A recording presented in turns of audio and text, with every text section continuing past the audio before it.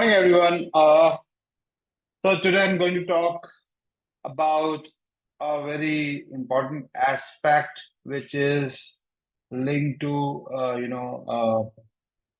lot of variables we are using right now to track different measures, and since I have discussed a lot about CGM, today I'm not going to talk about CGM, but I'm going to talk about the heart rate variability, which is actually being tracked by a lot of these smart rings coming on, right? Although it's actually a good measure, so it's to speak in terms of understanding our body response to various physiological factors, including our stress, including our nutrition choices, lifestyle choices, right?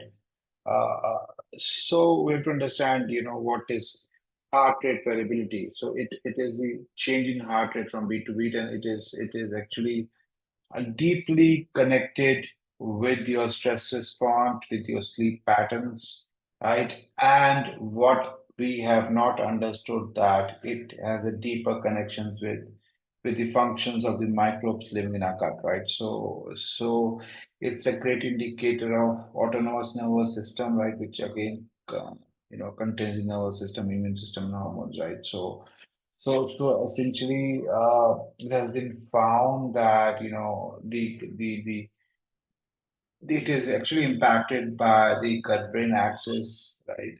And uh, it is not only the impact, not only it tells you about your stress response, but it is also an indication of low-grade chronic inflammation happening inside the body, right? Again, these are, thing is that although it's a great tool, but obviously, again, it misses out on various aspects, right? Uh, for instance, we know, okay, we have a stress level, we have obstructive sleep patterns, we have inflammation, we have oxidative stress, right? Probably, we have diseases such as IBD, which is impacting your HRV, but what are the mechanism of actionables to actually regulate this parameter, right? We do not know because again, there are multiple factors which comes into consideration when it comes to a reduction of variability in HRV. Again, inflammation, what is the specific cause of inflammation? That is what we need to know. So a lot of these smart rings may tell you, okay, you have a low HRV, but it doesn't tell you why you have, right? And again, so when you don't know the root cause, you can't address a problem, right? So again, this is where we come in, right? A lot of people know that we study the epigenetics and the biochemical functions performed by both gut and oral microbiome, right? So there are multiple pathways which could impact the heart rate variability. So one is obviously the GABA production, which is a neurotransmitter which helps in calming the calming effect, so which has an anti-anxiety effect, right?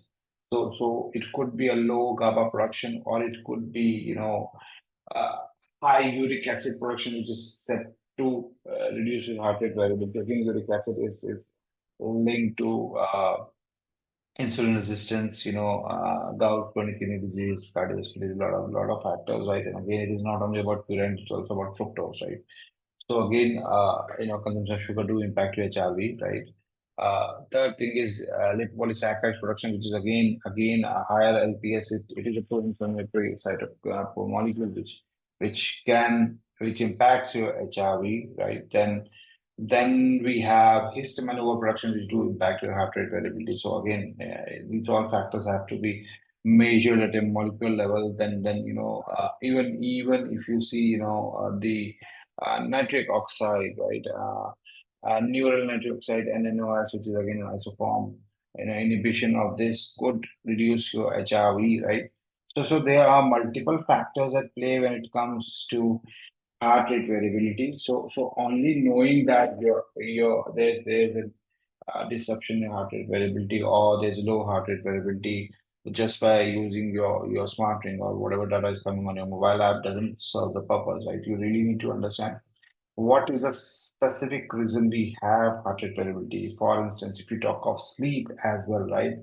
So it could be gut dysbiosis, which is producing neurotoxic metabolites, which is traveling to the brain, activating HPA axis, impacting your causing your sleep and impacting your sleep patterns. Or it could be,